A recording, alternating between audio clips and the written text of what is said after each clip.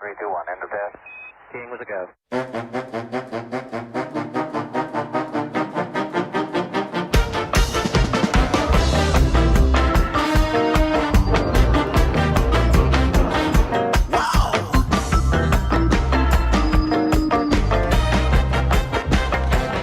Well, hello there, and welcome to another edition of Warbird Wednesday. My name is Fred Bell, and today we are talking about lighter than airships, or blimps, as Jason refers to me as a blimp. Hey there, blimpy boy, flying through the sky so fancy-free. Blimp. But we are talking about those blimps that were actually kind of pivotal in a certain type of warfare in World War II, and they are pretty much gone with the exception of advertising. You see them flying around at golf tournaments and football games and things like that. But first, what the heck is this? It's either a top hat or you're going to give me a musket and I'm going to enter into a duel with you, Jason. I will take that off. If this be a prank, boy, I'll box your ears. Here we go. We're going to toss this off camera. Oh, a nice catch from the Jason. So Jason did not have a blimp today, so he gave me an anti-submarine warfare aircraft that really doesn't have anything to do with blimps, but it does have something to do with what they did. So we'll let him slide. I'll throw up a plan view. Greg can throw up a plan view of the K-class blimps, lighter than airships. Now, blimps, it's hard to imagine because we have helicopters, right? And helicopters have replaced a lot of what the blimps meant at the time, what they were able to do.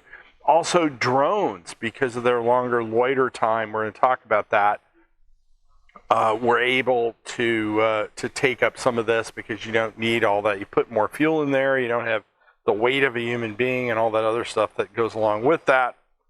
So drones have also taken up some of this. But in the early days, the K-class blimp was an idea to do patrol work in the United States and other powers, especially the Germans with Zeppelins and some of this stuff, and lighter than airships, had been messing around with all kinds of these balloons and blimps at that time.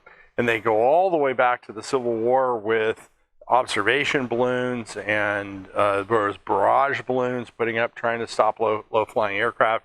But these were offensive systems, and primarily what they were designed to do is provide anti-submarine warfare capability around the United States.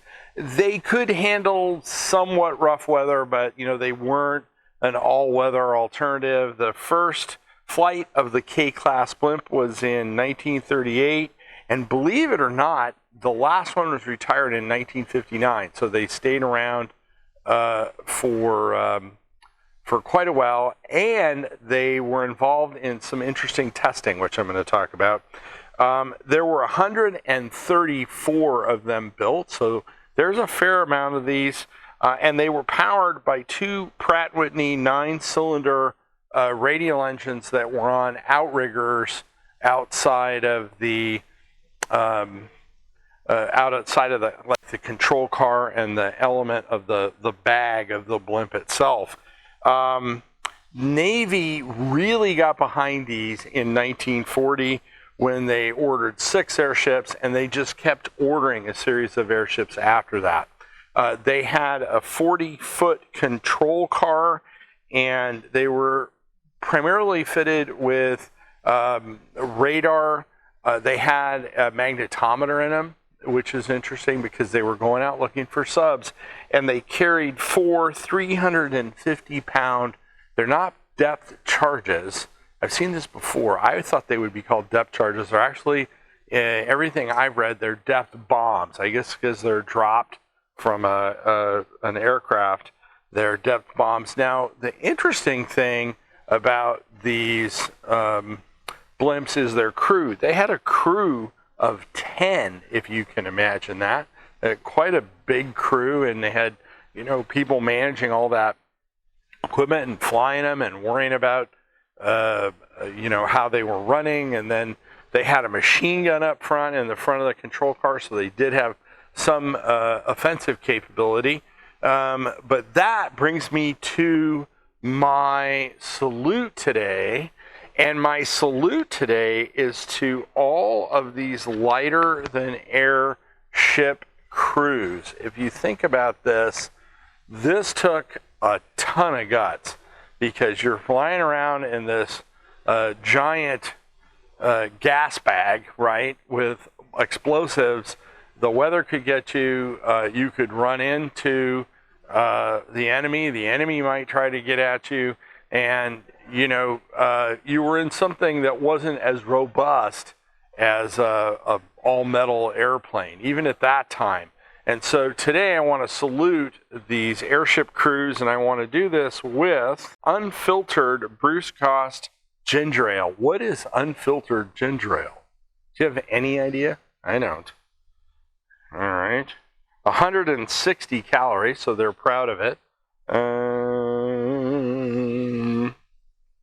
I don't see a California. Oh, there is a California cash refund on this. Twist to open. 2 popular antioxidants that add color. Let's see. Oh, look at this. He-Man. By the power of Grayskull. I didn't need the bottle opener. Look at that.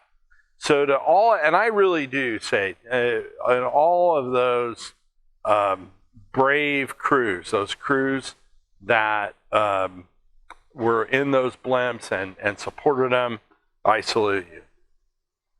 Normally I sip right out of the bottle. Today I'm going to actually pour this out of the glass so we get a good look at the disgusting floating little orbs of snot floating in my drink. Oh, Jason's very happy about this. Look at that smile. You got me.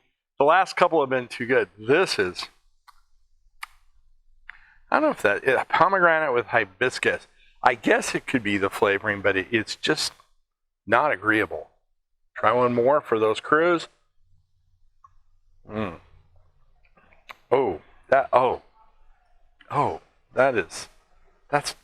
That's disgusting. I don't know whether it's warm or what it is, but that's not good. So the nice thing about the blimps on station, and this goes to drones and other things that helicopters, which don't have this much capability unless you're doing in-flight refueling, they could stay on station for 24 hours. Think about that. You got this thing flying around out there.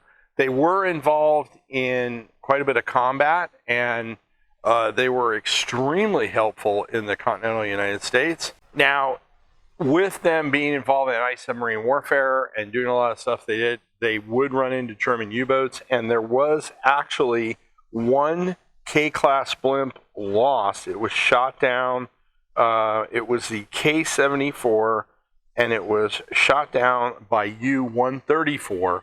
And then about a month later, the British returned the favor and sank U-134 on its way back home to wherever it was going, to a German port. So although it got the blimp, it didn't live to tell the tale for very long. The British returned the favor. Now, I said these things had a very long longevity. The K-43 actually went all the way out, was operated until 1959. And the interesting thing about blimps is blimps were used in a lot of atomic testing. And they used a lot of these blimps that had instruments on them that were used when we were testing atomic weapons. I don't think there were crews on those. I think they would just tether them somewhere and let them do whatever they're going to do. But you couldn't get me near an atomic bomb with a blimp. But in 1959, good old K-43 was the last retired. And blimps, every once in a while, lighter than airships, or not really blimps, but a large cargo carrying lighter than airships. I've been talked about that. And they always seem to kind of be ready to make a comeback other than golf tournaments and stadium events and advertising, but it never quite seems to happen. But you never know. There may be a renaissance of these lighter than air ships, and the K-class Blimp is the shoulders that all of these new technologies are standing on, and that is what happened to the K-class Blimp. Now, if you are sitting at home and we are headed towards the holidays, you're thinking about something really cool, this is a fantastic gift. The famous airplanes like Spirit of St. Louis is on there. There's a B-29, a Spitfire, all kinds of cool stuff. You can color these things. Jason does that all the time in his spare time. He sends me these, he signs them, and sends them to me and asks me, are you happy with what I'm doing? So Jason's doing a great job, but Jason will gladly order it. You click on the link and he will mail one of these out to you and get it out to you immediately. Now, we cannot do all this. We're in our ship area here without your contributions, and if you want to help us, click on that link in the description, send us a few bucks. We can certainly use that. If you came across us on YouTube or any of the social media channels we're on, Instagram or Facebook, give us a like, give us a comment, give us a suggestion. We really need that. It helps the channel grow. And if you are teaching those kiddos at home, remember the education guide links are down in the description. Click on those, download that stuff, teach a lesson or an entire plan, which they're set up for that. Those are free. My name is Fred Bell. I am the Vice Chairman of the Palm Springs Air Museum. Thanks so much. Have a great day. 3, 2, 1, end of test. King with a go.